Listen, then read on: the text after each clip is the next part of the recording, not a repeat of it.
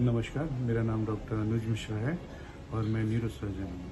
तो आज हम बात करेंगे पार्किंसंस डिजीज़ के बारे में, जो एक न्यूरो डिजेनरेटिव डिसऑर्डर है। यानी कि दिमाग के जो न्यूरॉन्स होते हैं उसमें किस हिस्से में न्यूरॉन्स का डिजेनरेशन होने लगता है, उनका क्षरण होने लगता है, जिसकी वजह से उनकी संख्या कम होती है और जो फंक्शन वो करते हैं, जो काम, उसमें दिक्कत होने लगती है। तो हमारे ब्रेन का एक विशेष हिस्सा होता है जो नेगेटिव फीडबैक के माध्यम से हमारे मूवमेंट्स को स्मूदन करता है, मतलब हाथों में कंपन वगैरह की स्थिति को कम करता है। तो उस एरिया में न्यूरॉन के लॉस होने से ये एक्टिविटी कम पड़ जाती है और उसका रिजल्ट होता है कई सारे सिम्टम्स, जिनके बारे में हम अभी आगे बात करेंगे। क्योंकि ये एक न्यूरो डिजेनरेटिव डिसऑर्डर है, तो इसलिए ये बड़ी उम्र के लोगों में ज़्यादा पाई जाती है।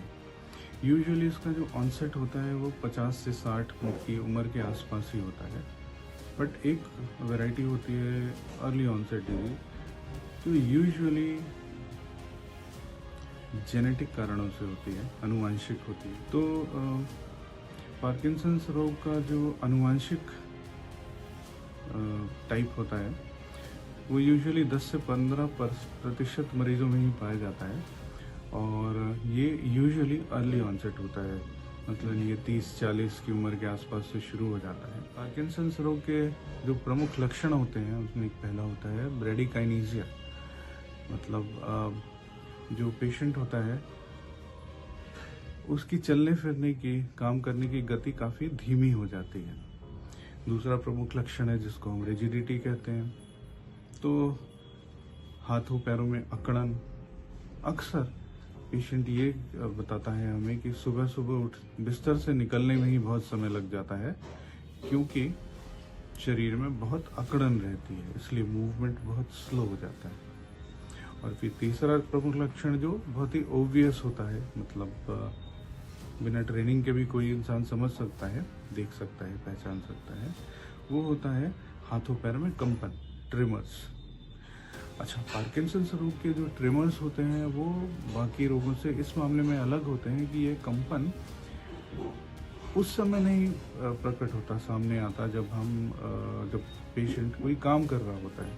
ये रेस्टिंग ट्रिमर्स होते हैं, मतलब आप नोटिस करेंगे कि जब हाथ रखा हुआ है कहीं रेस्टिंग पोजीशन में, हाथ पैर आराम से बैठे हुए रखा हुआ है, तो उस समय हल्का सा कंपन आपको दिखाई पड़ेगा। ये हाथों पैरों का जो कंपन होता है वो यूजुअली एक हाथ या एक पैर से शुरू होता है और धीरे धीरे समय के साथ बढ़ता जाता है। उसकी फ्रीक्वेंसी भी बढ़ती जाती है और ये बाकी सारे अंगों को भी इन्वॉल्व कर लेता है, मतलब एक हाथ से दूसरे हाथों में भी, दोनों हाथों में कंपन आना, पैरों में भी आ जाना। दूसरे और भी लक्षण होते हैं जो अक्सर इस डिजीज़ को एकम्पनी करते हैं, जैसे इम्बैलेंस, चलने फिरने में दिक्कत होना, मेमोरी डिस्टर्बेंसेस, एक्सप्रेशनलेस चेहरा। और ये माना जाता है कि शुरुआती लक्षण ये होता है कि आपको महक लेने में दिक्कत होने लगती है, आप चीज़ों को सूंघ करके पता नहीं लगा पाते, सेंस ऑफ स्मेल चला जाता है। पार्किंसंस रोग के लक्षण अन्य स्थितियों में भी पाए जा सकते हैं, जैसे कि जो हमारी कॉमन मिचली उल्टी पेट की दवाइयाँ हैं, उनके साइड इफेक्ट के रूप में ये प्रकट हो सकते हैं लक्षण, या कभी कभी इंसेफेलाइटिस या ब्रेन की चोट के बाद भी ये कंपन जैसे लक्षण आ सकते हैं।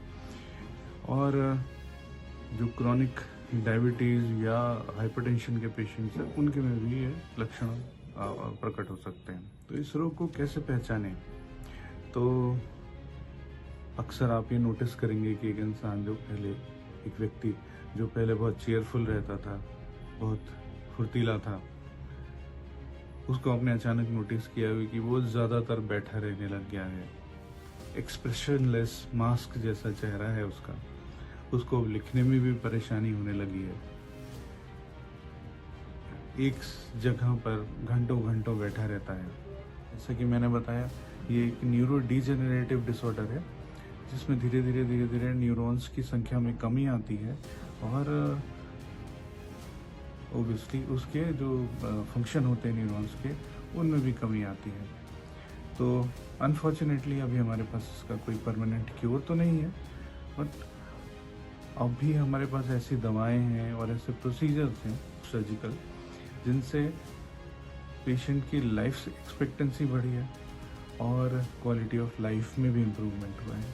दुर्भाग्यवश हमारे पास इसका कोई परमानेंट इलाज तो उपलब्ध नहीं है, पर हमारे पास आज की तारीख में ऐसी मेडिसिन हैं जिनके प्रयोग से इस बीमारी के लक्षणों को दबाया जा सकता है, क्वालिटी ऑफ लाइफ इम्प्रूव की जा सकती है और जो life expectancy pre treatment era में जब हमारे पास मेडिसिन नहीं थी, वो बीमारी का पता लगने के बाद 5 से 10 साल के आसपास होती थी, वो 20 से 25 साल तक भी आ चुकी है, बढ़ चुकी है। तो ऐसी स्थिति में आपको जल्दी से जल्दी न्यूरोलॉजिस्ट या न्यूरोसर्जन को दिखाना चाहिए, जिससे आपकी बीमारी का निदान हो पाए और अकॉर्डिंगली ट्रीटमेंट दिया जा सके।